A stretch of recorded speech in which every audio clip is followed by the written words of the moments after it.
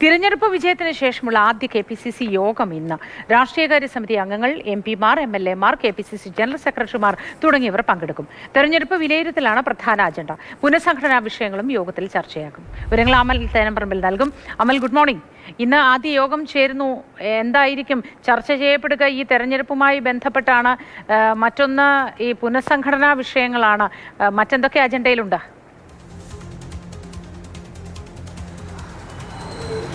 പുനഃസംഘടനയുമായി ബന്ധപ്പെട്ട് തന്നെയാകും നിർണായകമായ ചർച്ച നടക്കുക. ഇത്ര വലിയ ഒരു തിരഞ്ഞെടുപ്പ് വിജയത്തിന് ശേഷം ചേരുന്ന വിശാല രാഷ്ട്രീയകാര്യ സമിതി യോഗമാണ് ഇന്നിപ്പോൾ ചേരുന്നത്. നേതാക്കന്മാർ ഓരോരുത്തരായി ഇങ്ങനെ ഇവിടേക്ക് എത്തിക്കൊണ്ടേയിരിക്കുന്നു. മന്ത്രിമാരടക്കമുള്ളവർ കഴിഞ്ഞ രാഷ്ട്രീയകാര്യ സമിതി യോഗം ചേരുമ്പോൾ KPCC ആസ്ഥാനത്തിന് മുന്നിൽ ഇത്തരത്തിൽ ഈ സർക്കാർ ബോർഡ് വെച്ച വാഹനങ്ങളൊക്കെ കണ്ടിട്ട് കുറേ അധികം കാലങ്ങളായി. ഇപ്പോൾ KPCC ആസ്ഥാനത്തിൻ്റെ മുൻഭാഗെ നിറയെ സർക്കാർ ബോർഡ് വെച്ച വാഹനങ്ങളാണ് നമുക്ക് കാണാൻ കഴിയുന്നുണ്ട്. മന്ത്രിമാരൊക്കെ വന്നിറങ്ങിയ MP-മാരൊക്കെ വന്നിറങ്ങിയ വാഹനങ്ങളൊക്കെ ഇങ്ങനെ നിർത്തിയിട്ടിരിക്കുന്നു. ഇപ്പോൾ രാഷ്ട്രീയകാര്യ സമിതി യോഗം അധികം വൈകാതെ ആരംഭിക്കും. തെന്നല ബാലകൃഷ്ണനുള്ള അനുസ്മരണം ഇന്ന് നടക്കുന്നുണ്ട്. അതിനുശേഷമായിരിക്കും യോഗം ചേരുക. യോഗത്തിൽ പ്രധാനപ്പെട്ട പല വിഷയങ്ങളും ചർച്ചയാകുന്നുണ്ട്. അതിൽ ഏറ്റവും പ്രധാനപ്പെട്ട വിഷയങ്ങളിൽ ഒന്നായി KPCC അധ്യക്ഷ സ്ഥാനത്തേക്ക് ഇനി ആര് എന്നുള്ള ചർച്ച കടന്നു വരും എന്നുള്ളതാണ് പ്രതീക്ഷിക്കുന്നത്.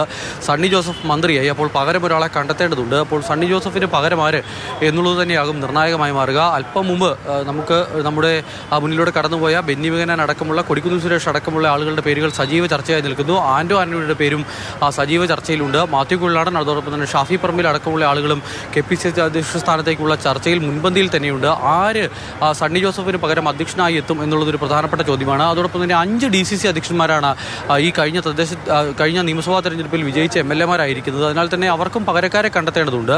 അതിനുള്ള ചർച്ചകളും ഇന്നത്തെ യോഗത്തിൽ നടക്കുമെന്നുള്ളതാണ് മനസ്സിലാക്കുന്നത്. രാവിലെ ആരംഭിക്കുന്ന യോഗം ഈ തെന്നല ബാലകൃഷ്ണനുള്ള അനുസ്മരണം അല്പസമയത്തിനകം തന്നെ തുടങ്ങും. അതിനുശേഷമായിരിക്കും യോഗം തുടങ്ങുക. യോഗം തുടങ്ങിയാൽ അത് വൈകുന്നേരം വരെ നീണ്ടു നിൽക്കും. വൈകുന്നേരം വരെ നീണ്ടു നിൽക്കുന്ന യോഗത്തിൽ സംഘടനാ ചുമതലയുള്ള ACCയുടെ ജനറൽ സെക്രട്ടറി KC വേണുഗോപാൽ അടക്കമുള്ള ആളുകളും കേരളത്തിന് ചുമതലയുള്ള ACC general secretary Deepadas Munshi അടക്കമുള്ള ആളുകളും പങ്കെടുക്കുന്നുണ്ട്. നേതാക്കന്മാർ ഇവിടേക്ക് എത്തിക്കൊണ്ടിരിക്കുന്നു. അധികം വൈകാതെ തന്നെ യോഗം ആരംഭിക്കും. ഈ അധ്യക്ഷ സ്ഥാനത്തേക്ക് KPCC അധ്യക്ഷൻ ആരാകണം എന്നുള്ള കാര്യത്തിൽ വലിയ തർക്കം കോൺഗ്രസിനുള്ളിൽ നിൽക്കുന്നുണ്ട്. എല്ലാവരും ഒരുപോലെ തന്നെ അധ്യക്ഷ സ്ഥാനത്തേക്ക് വേണ്ടിയുള്ള മത്സരത്തിൽ മുൻപന്തിയിലാണ്. അപ്പോൾ ആ ഒരു കാര്യം ചർച്ചയാകും. അതോടൊപ്പം തന്നെ മറ്റൊരു പ്രധാനപ്പെട്ട കാര്യം, ഈ കോൺഗ്രസിൻ്റെ മുഖ്യമന്ത്രി ആര് എന്നുള്ള ചർച്ച കുറേ അധികം ദിവസം നീണ്ടുപോയിരുന്നു. ആ ചർച്ച നീണ്ടുപോയത് തെരുവിലേക്ക് വരെയും നീണ്ടു.